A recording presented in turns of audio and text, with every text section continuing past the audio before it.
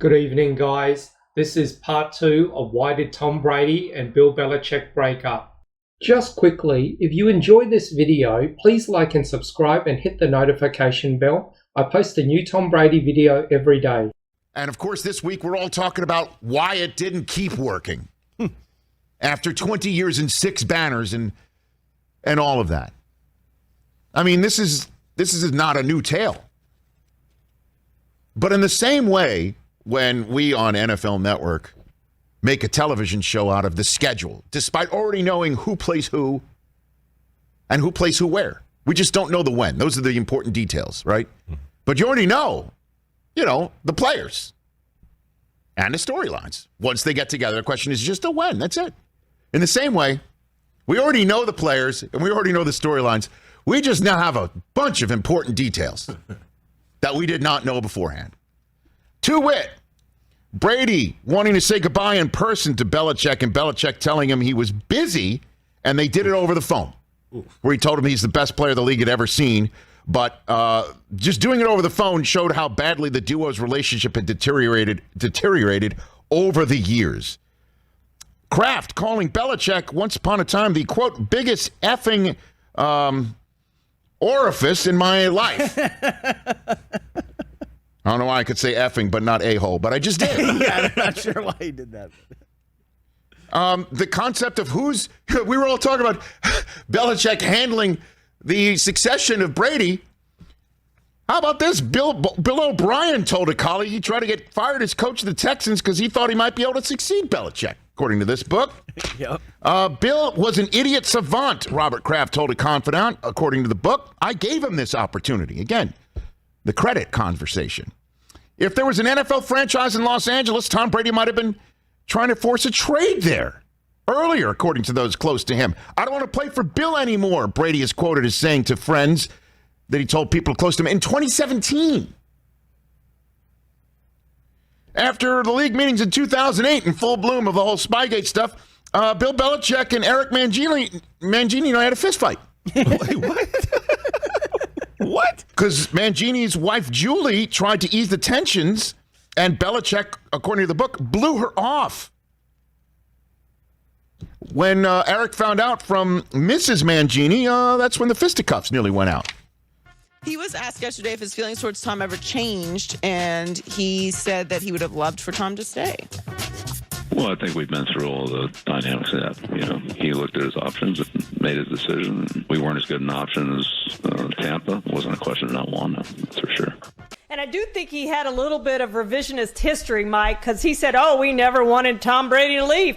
They never offered Tom Brady a contract, so Tom was going somewhere else. The one thing he got right was, he thought Tampa was a better option than New England. Tampa was and is a better option. He won a Super Bowl there, and the Patriots are 8-11 without Brady. They would have been better with Brady, Mike, but I don't think they would have won a Super Bowl last year with Brady. Mike Martz, the Rams coach, in Super Bowl 36. Now, our buddy Marshall Faulk swears that they had their red zone practices recorded in the Superdome. He said that before. Mike Martz thought that New England had videotaped the Rams practices during the week. He told a confidant, according to the book, I'd like to hang Belichick by the hashtag D's nuts.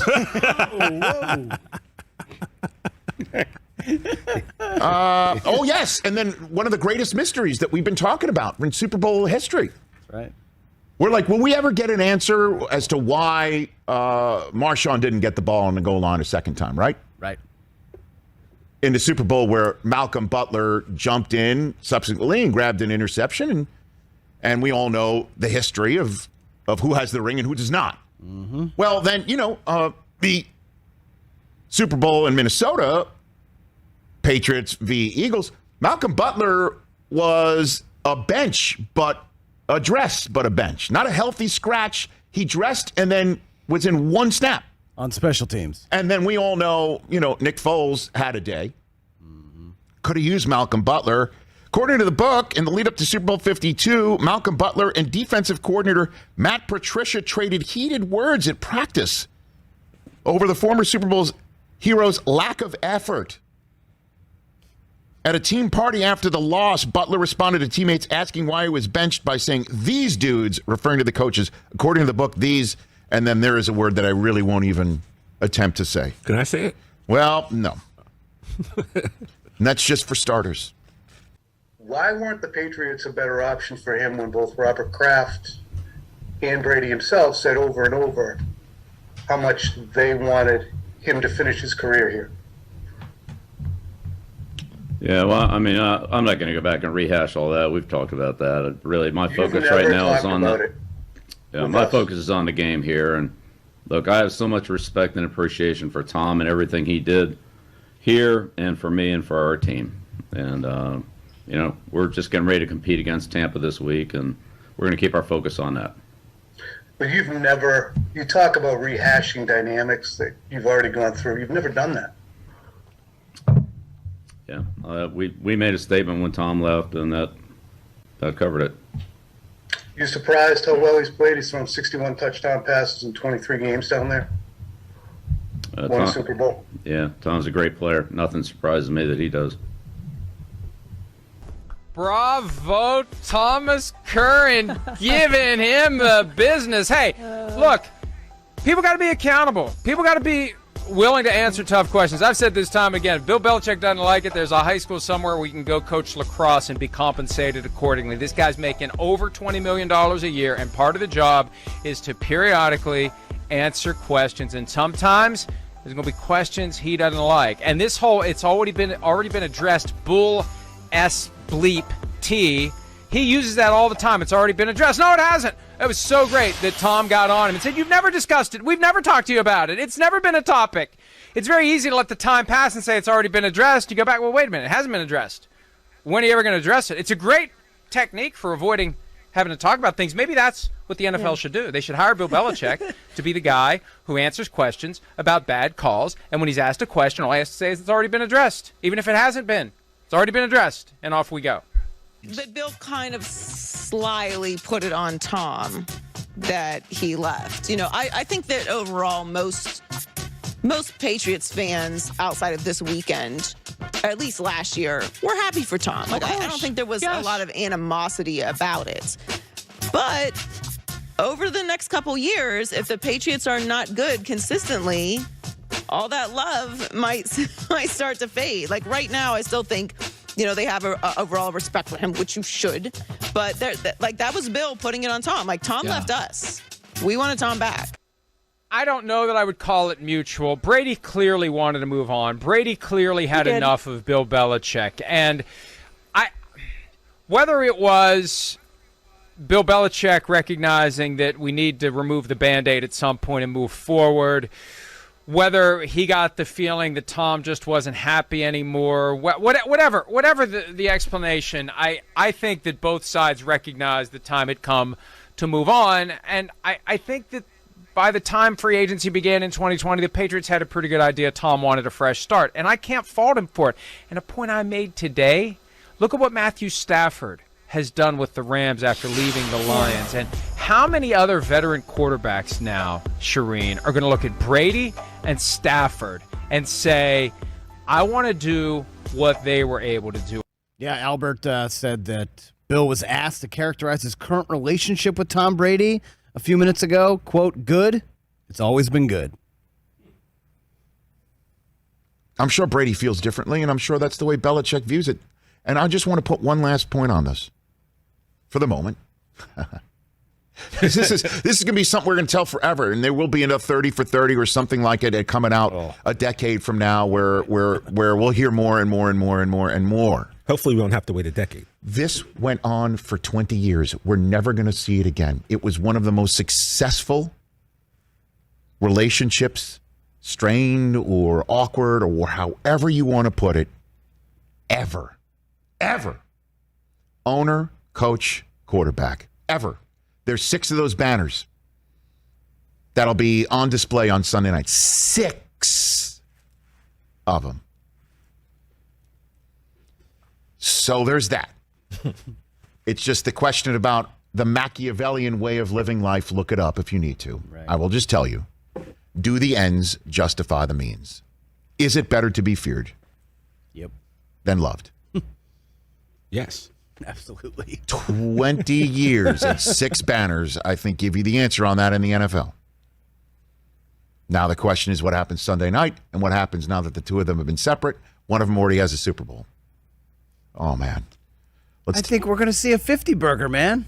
The Red Wedding is what Tom It's Turner coming saying. from Mike Giardi. Rich Belichick claims that the report he didn't want to meet with Brady in person, quote, not true. Okay. It's all coming. Deep down, Bill would never maybe admit it, but that's fun to be sparring with somebody and learning with somebody that can play at your level. Now it's teaching. He wasn't teaching Brady football. They were wrestling over which brilliant plan to use or moment. Well, he has to start all over again, which I find to be fascinating. In so many situations in which I could go in a direction because you've had experience in your vast Hall of Fame career. You've never had experience about coming back to a place where you once played after you left. But I wonder what must be going through Brady's mind right now. The book of Seth Wickersham came out today with all sorts of stories about him and grinding gears with Belichick for all those years that we all assumed was taking place. What do you think is going to happen on Sunday night, Michael Irvin, with Brady back in Foxborough?